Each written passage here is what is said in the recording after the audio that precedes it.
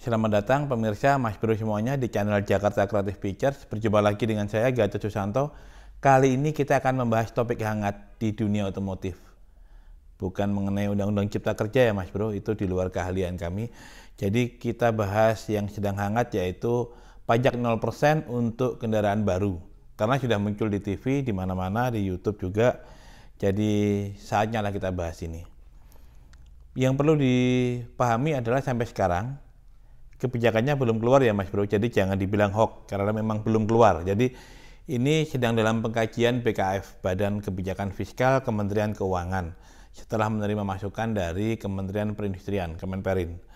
Jadi Kemenperin meminta keringanan pajak 0% untuk kendaraan baru agar menggerakkan roda perekonomian di bidang otomotif. Karena saat ini, karena pandemi, itu penjualannya turun drastis dibanding tahun 2019. Jadi untuk 8 bulan pertama tahun ini dibanding 8 bulan pertama tahun lalu itu penjualan turun sampai 50%. Ini cukup berbahaya untuk industri otomotif karena kalau stagnan seperti ini dan malah turun terus mungkin terpaksa akan ada menghentikan produksi dan mungkin harus merumahkan karyawan. Tentu itu tidak baik akibatnya untuk perekonomian nasional. Karena itu diminta keringanan pajak. Dan itu belum diputuskan sampai saat ini ya. Jadi yang kita akan sampaikan adalah hitung-hitungannya. Kalau memang itu diputuskan, berapa sih harga kendaraan setelah pajak mobil baru itu menjadi 0%. Nanti kita tunjukkan cara menghitungnya. Tetapi di samping itu juga ada dilema ini, karena showroom mobil bekas sudah banyak juga meneriakan tidak setuju. Karena kalau itu sempat terjadi, harga mobil bekas akan sama dengan harga mobil baru. Jadi tentu mereka akan terdampak ya, tidak ada yang beli mobil bekas. Barangkali pemerintah bisa memikirkan juga misalnya dibebaskan BBNKB, biaya balik nama kendaraan bermotor, dan PKB selama setahun. Jadi kalau saya beli mobil bekas, maka showroom bisa langsung balik namakan ke nama pembeli dan pajak setahun gratis. Itu mungkin bisa membantu, karena tetap saja harga baru dan harga bekas itu berbeda. Hanya kita lihatlah nanti seberapa jauh turunnya setelah terkena pajak 0%. Hanya kalau boleh menghimbau ke pemerintah, karena ini sudah wacananya sudah bergulir mungkin 3-4 minggu yang lalu, dan masyarakat sudah tahu, artinya justru dampaknya saat ini negatif terhadap pertumbuhan penjualan kendaraan, karena orang menunggu. Saya misalnya kalau mau beli kendaraan, saya tunggu 2-3 minggu atau 1 bulan tidak masalah kalau dapat pajak 0%. Jadi semua sedang menunggu wait and see kebijakan pemerintah. Kalau bisa disetujui 0% bagus. Kalau memang tidak disetujui atau hanya sekian persen yang dibebaskan, mohon segera diputuskan dan segera diumumkan sehingga roda ekonomi bergerak lagi di bidang otomotif. Oke pemirsa, saya tidak mau menyinggung ke masalah politik, tapi kita hitung-hitungan yuk. Bagaimana sih cara menghitung harga kendaraan kalau pajaknya 0%? Karena banyak juga media, bahkan media besar ya, mainstream, yang salah mengira, salah menghitung. Jadi katanya kalau harga mobil itu misalnya 500 juta dan pajak kendaraan itu 40% misalnya, maka akan tinggal 60%-nya nih dari 500 juta. Apakah benar? Tinggal 300 juta? Salah besar, karena pajak kendaraan itu dihitung dari harga kendaraan sebelum pajak tentunya. Jadi bukan harga on the road itu sekian persennya adalah faktor pajak, bukan begitu. Mari kita lihat cara menghitungnya. Jadi pemirsa, untuk bisa menghitung berapa harga kendaraan sebelum pajak, maka kita harus tahu dulu struktur pajak kendaraan bermotor baru yang completely knockdown atau yang diproduksi di dalam negeri. Jadi saya tidak bicara yang diimpor, karena kalau diimpor berarti kita ada tambahan lagi biaya masuk dan PPh import. Jadi kita mulai dari struktur yang pertama yaitu PPN atau pajak pertambahan nilai. Ini 10% besarnya untuk semua tipe kendaraan, dan ini adalah pajak pemerintah pusat. Kemudian yang kedua adalah PPNBM, pajak penjualan barang mewah. Ini tergantung kendaraannya. Kalau untuk kendaraan penumpang non sedan sampai dengan 1.500 cc itu 10%, kemudian untuk kendaraan non-sedan sampai 1.500 sampai 2.500 cc itu 20%. Ini juga masih pajak pemerintah pusat. Sebelum kita melanjutkan ke pajak berikutnya, saya ingin menjelaskan dulu bahwa PPNBM ini tarifnya berjenjang. Ada 10, 20, 30, dan seterusnya. Untuk contohnya sedan sampai dengan 1.500 cc itu tarifnya 30%, dan sedan 1.500 sampai 2.500 cc itu tarifnya 40%. Jadi PPNBM-nya yang harus kita waspadai, yang lain sebagian besar sama. Berikutnya adalah BPNKB atau Bea Balik Nama Kendaraan Bermotor. Ini adalah pajak daerah. Jadi bervariasi dari tiap-tiap provinsi. Kebetulan DKI Jakarta, Banten, Jabar, Jateng itu tarifnya sama 12,5% untuk kendaraan bermotor. Jadi berlaku untuk semua tipe. Kemudian berikutnya adalah pajak kendaraan bermotor atau PKB. Itu di DKI Jakarta tarifnya progresif, kendaraan pertama 2%, kendaraan kedua 2,5%, dan berikutnya 3%, jadi naik 0,5% setiap kendaraan. Jadi totalnya kalau kita lihat untuk contoh kendaraan non-sedan sampai dengan 1.500 cc itu 34,5% total tarif pajak untuk kendaraan bermotor komplit knockdown atau yang diproduksi di Indonesia. Sedangkan untuk non-sedan 1.500 sampai dengan 2.500 cc itu 44,5%.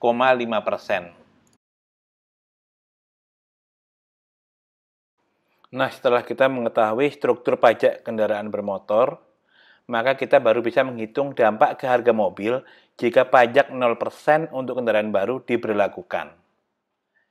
Karena kita semua tahu harga kendaraan on the road, tetapi kita tidak tahu harga kendaraan sebelum pajak. Itu kuncinya. Nah, pajak itu dihitung berdasarkan harga kendaraan sebelum pajak, atau dalam istilah perpajakan disebut nilai jual kendaraan bermotor, NJKB. Jadi bukan dihitung dari harga kendaraan on the road.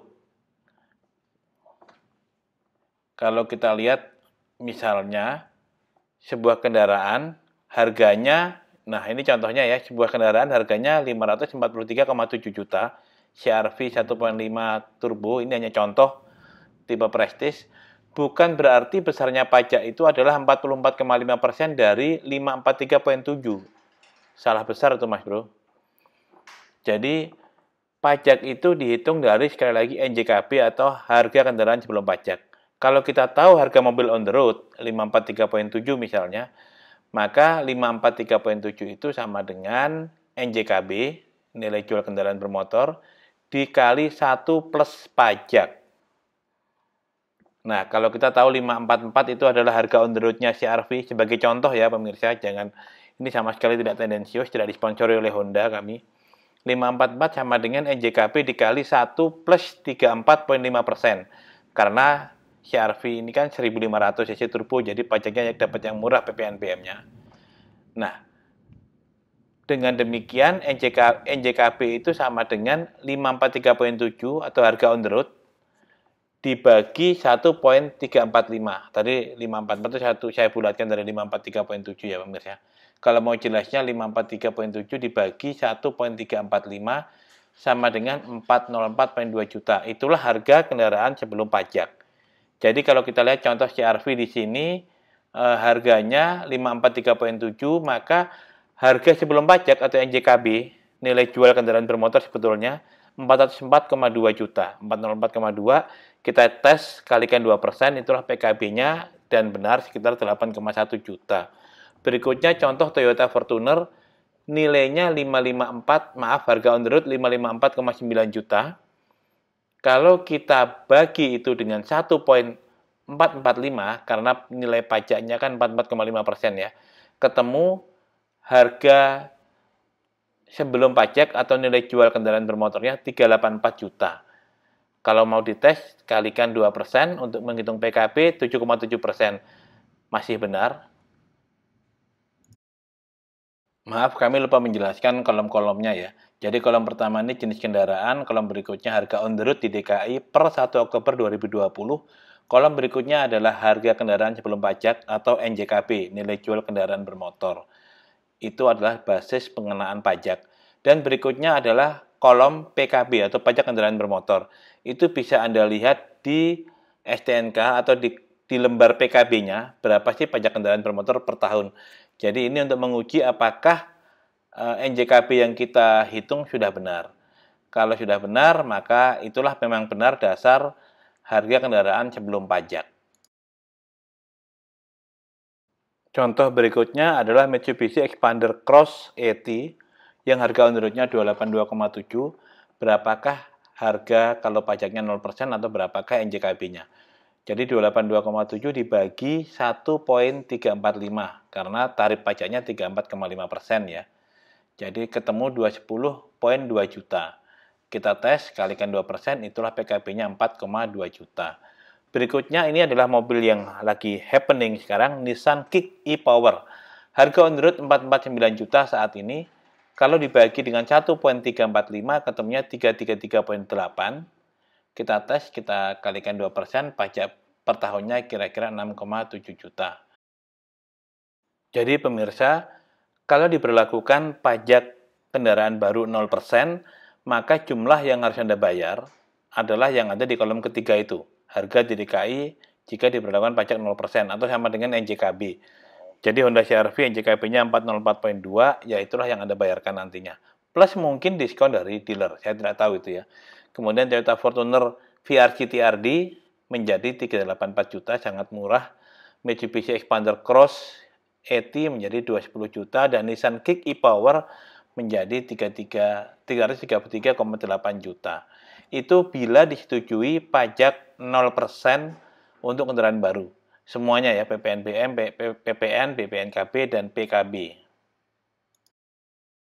Nah, lantas bagaimana dengan kendaraan lain?